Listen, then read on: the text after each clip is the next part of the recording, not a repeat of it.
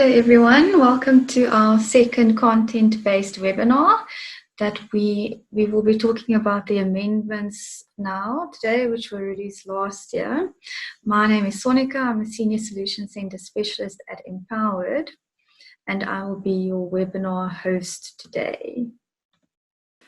So as I said, we're talking about the amendments, and we're going to give you some tips on how to not get your fingers burnt. First, we are going to look at a background to the amendments. The amendments were released on the 1st of May 2019 and they became effective on the 1st of December 2019. It applies to all verifications done on the generic codes on or after this date, irrespective of the measurement period. So this means that even if your financial year that you will be measured on next ends before the 1st of December 2019, the amendments will still be applicable to your verification. The amendments do not apply to sector codes, except where the relevant sector code is silent or specifically refers to the generic codes. So an example of this would be the ICT codes, which does not have any definition section. So the definitions in the generic codes would apply, and so the amended definitions for the generic codes would apply to the ICT codes. If we look at statement 000, some general clarifications. So a clarification was given on the use of affidavits. So as we all know, EMEs and QSEs are entitled to use an affidavit when they are 51% Black owned. They would then be a level 2, and of course a level 1 if they are 100% Black owned. So the amendments have made it clear that the 51% Black ownership has to be with the flow-through principle of ownership and not using the modified flow-through principle. Okay, so what is the flow-through principle versus the modified flow-through principle? In the flow-through principle, we are multiplying ownership percentages through an ownership structure. So it is a direct multiplication. So to give you an example, if company A is 40% Black owned and it owns 20% of the measured entity, company A contributes 40% times 20% to the Black ownership of the measured entity. So 40 times 20% would be 8% Black ownership. So you would simply take the 40% Black ownership times the percentage ownership that company A holds in the measured entity. So it's a direct multiplying factor. In the modified flow-through principle, we are using an enhanced multiplying factor. So we are multiplying ownership percentages using an enhanced recognition through an ownership structure. To give you an example, if company A is 51% Black owned and it owns 90% of the measured entity, we can apply the modified flow-through principle. So we would treat the 51% Black ownership as if it were 100%. And the calculation would then be 100% times 90%. So the measured entity would be 90% Black owned.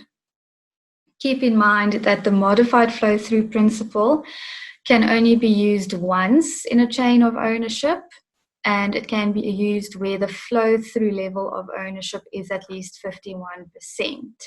The modified flow-through principle also only applies to the Black voting rights and Black economic interest. It does not apply to Black female ownership, and it does not apply in calculating the net value percentage, which a lot of people often forget. Okay, statement 300, skills development. So on skills development, the previous target of 6% overall spend on skills development for Black people has been split into 3.5% and 2.5% to cater for the introduction of a target for bursary spend. So now your target for overall spend on skills development for Black people would be 3.5%, and your target for spend on bursaries for Black people would be 2.5%. And of course, the EAP targets are applicable to those percentages as well. 4 weighting points have been allocated to the spend for bursaries for Black students at higher education institutions. And any spend claimed under the bursary indicator cannot be double counted under 2.1.1.1. So if you are claiming a spend on a bursary for a Black student at higher education institution, that claim will only count under the bursary spend indicator, and it will not count under your overall spend indicator. It's important that the bursary qualifies as a bursary at a higher education institution, and that is defined in the codes as well. Black students is interpreted as employed and unemployed Black people. So this means that you could give a bursary to someone who is employed at your company, and that could count, or you could give a bursary to someone who is completely not working for your company, a student at university full-time, and that would count as well. The EAP targets also apply to bursaries. So even though your overall target is 2.5% of your leviable amount, it is not as simple as just calculating 2.5%. You would have to break it up into the different EAP demographic targets. And obviously, if you have the toolkit, it will calculate that for you under your scorecard inspector. Learnerships have been combined into a single indicator. So for this single indicator, we'll then look at unemployed and employed learners, whereas previously we had 2 indicators. One was, of course, the number of Black people on learnerships, apprenticeships, and internships, and the other one was the number of unemployed Black people. So this is now one indicator. The cap on category F and G spend has increased from 15% to 25%. So F and G obviously being your more informal spend, G being your internal training. Previously, this could not count for more than 15% of your total spend. Now that has increased to 25%, so some relief there. Travel, accommodation, catering, skills development facilitator spend, training managers, salaries, and any overheads will still be capped at 15%, apart from those overheads spent on bursaries. So to elaborate on that point, it has also been indicated that stipends linked to bursary programs can be claimed. So in other words, in general, your travel, accommodation, catering, etc. will be capped to 15% still, as it used to be. But if you include this in your bursary, you can claim 100% of those costs. So absolutely anything that you include in your bursary agreement, I would suggest actually listing those items individually in your bursary agreement. If you're paying for study as well as accommodation for the person, and you're giving them a monthly cash contribution, all of this can be claimed at 100% for bursaries. Of course, this doesn't mean that you can give a bursary to one of your employees and then just start claiming their normal monthly salary. It would have to be over and above their usual monthly cost to company. Very important in terms of skills development is absorption. The definition of absorption has changed in the amendments. It is now permanent long-term employment. So this would mean a permanent contract until the person leaves due to retirement, or he leaves voluntarily, or being dismissed in terms of your normal procedures. So further training or fixed-term employment is no longer recognized. This means that unemployed learners and fixed-term learners now both qualify to be absorbed. So if you have someone who is employed under a fixed-term contract, that person, if you put them on a learnership, they complete, and you then put them on a permanent contract, would count as having been absorbed. The calculation of absorption has been clarified in a statement released by SANAS now in April. So the absorption target is 100% of the target for learners under 2.1.1.1, irrespective of whether these learners are employed or unemployed.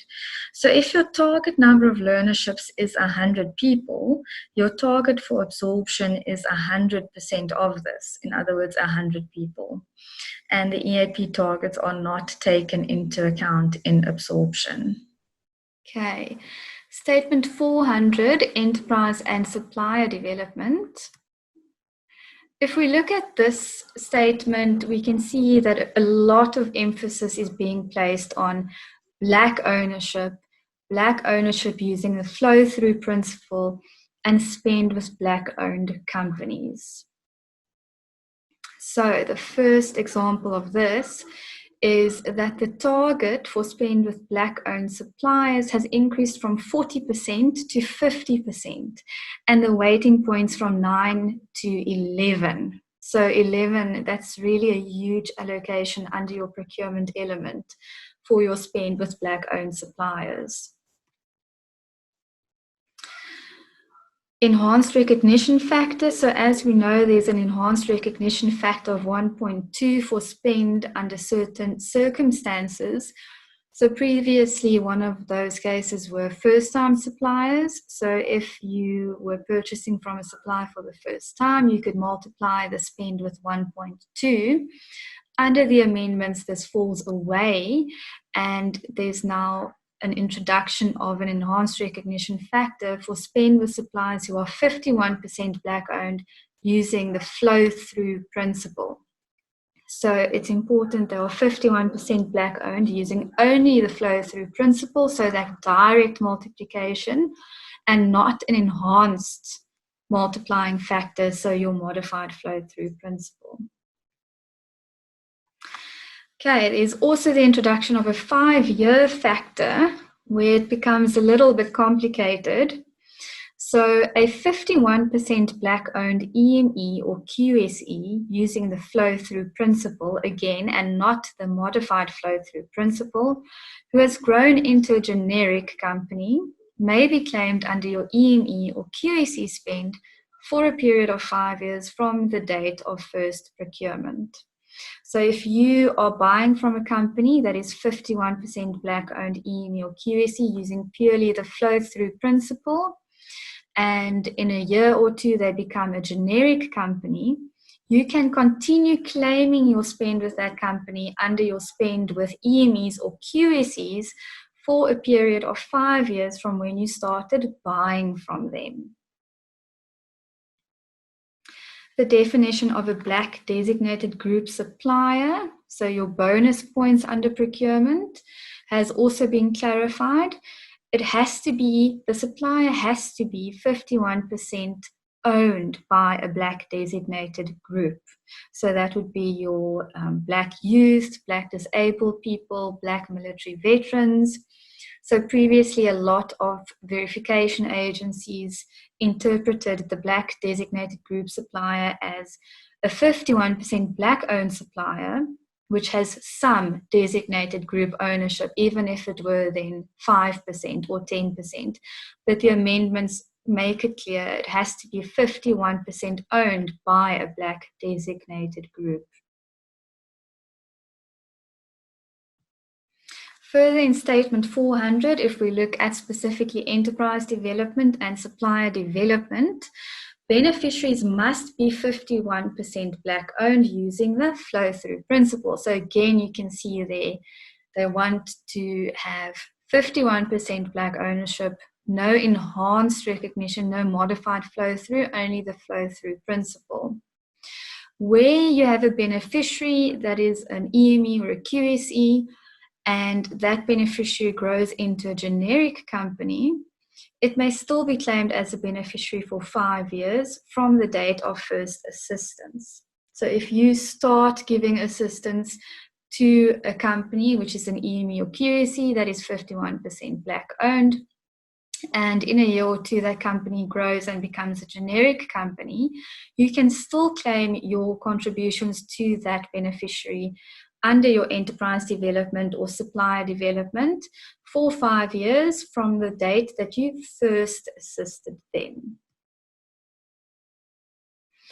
The amendments also clearly state that a supply development beneficiary must be on the supply chain of the measured entity, and an enterprise development beneficiary may not appear on the supply chain. So when you do your verification, I can tell you now that your verification agency will immediately check that your beneficiaries that you have claimed under supply development are on your claim for procurement as well in the measurement period. And if you are claiming a beneficiary under enterprise development, they will make sure that that beneficiary does not appear on your procurement claim. Also, just a note to have a look at the benefit factor matrix. So your recognition factors for different types of contributions. Some of these recognition percentages have changed. So just make sure that you are aware of that. Okay, so that is our presentation. Let's just have a look at any questions and answers. The definition of a higher education institution does an NQF 5 learnership qualify.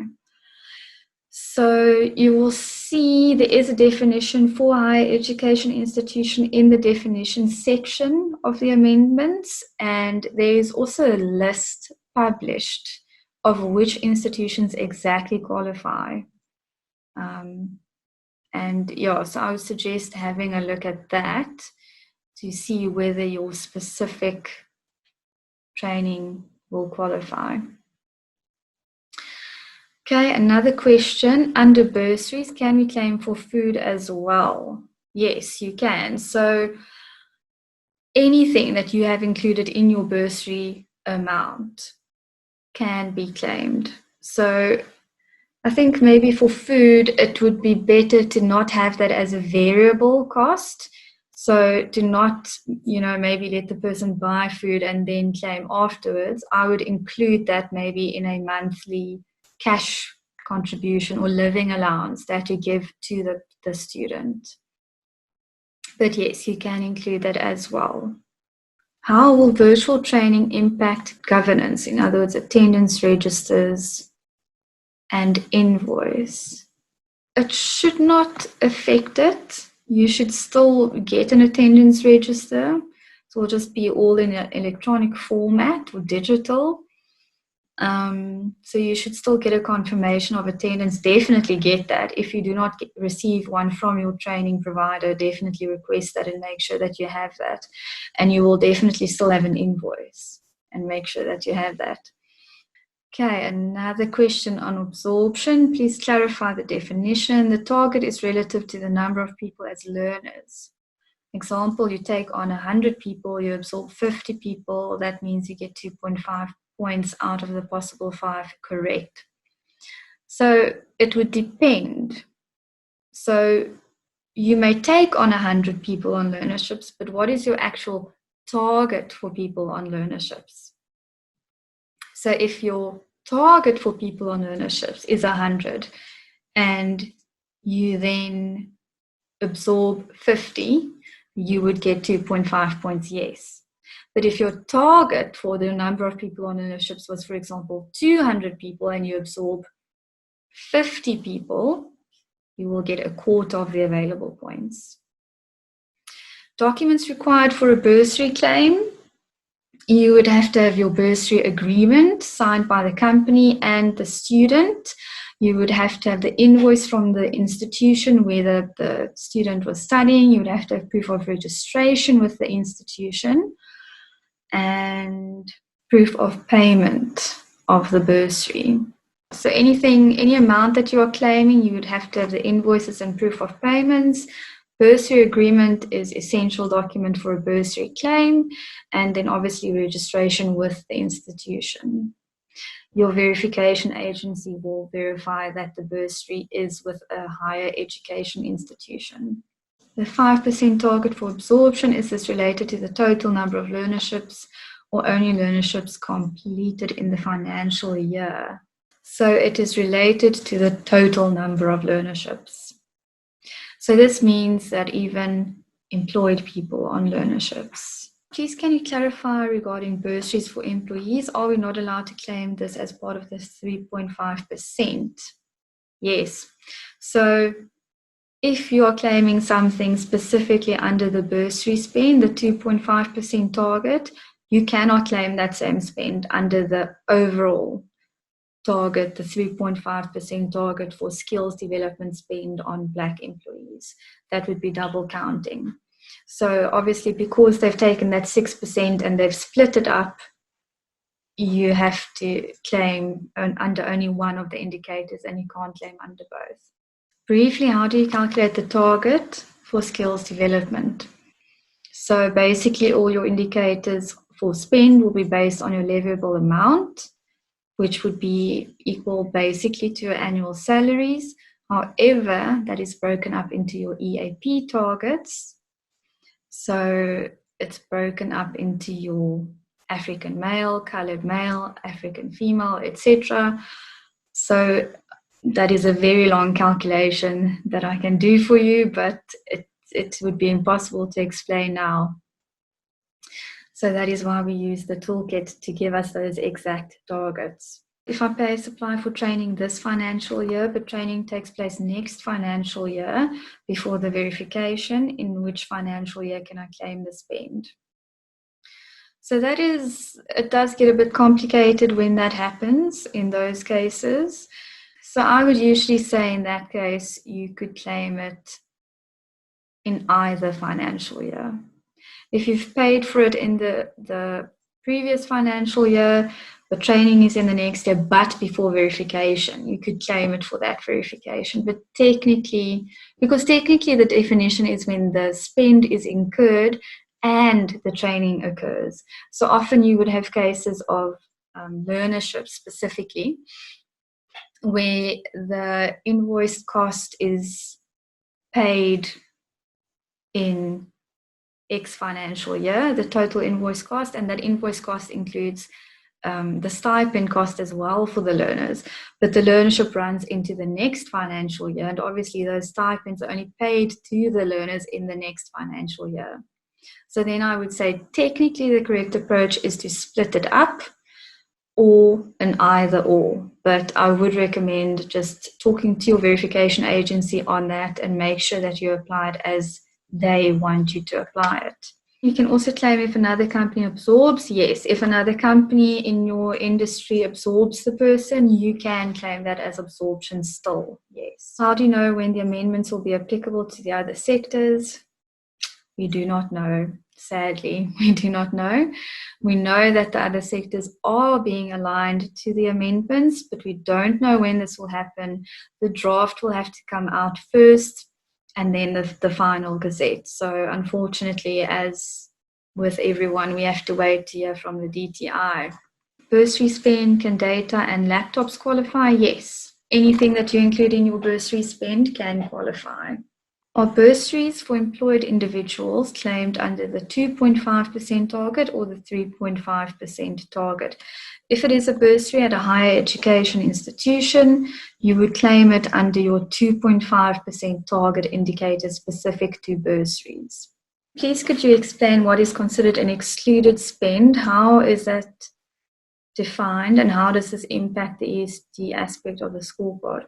So remember, your targets for procurement are based on your TMPS figure or your total measured procurement spend, which is a calculation that is done based on your financial statements. So we would add up your cost of sales, your operating expenditure, capital expenditure, deduct non-procurement items such as your bad debts, your depreciation, your employee cost. Then any imports would be excluded from that figure. However, you have to make sure that you qualify to exclude the imports. So in some cases, you would have to have an enterprise and development plan or a localization plan in order to exclude those. Or if the imports are undergoing further value-added production in South Africa, you can exclude it as well.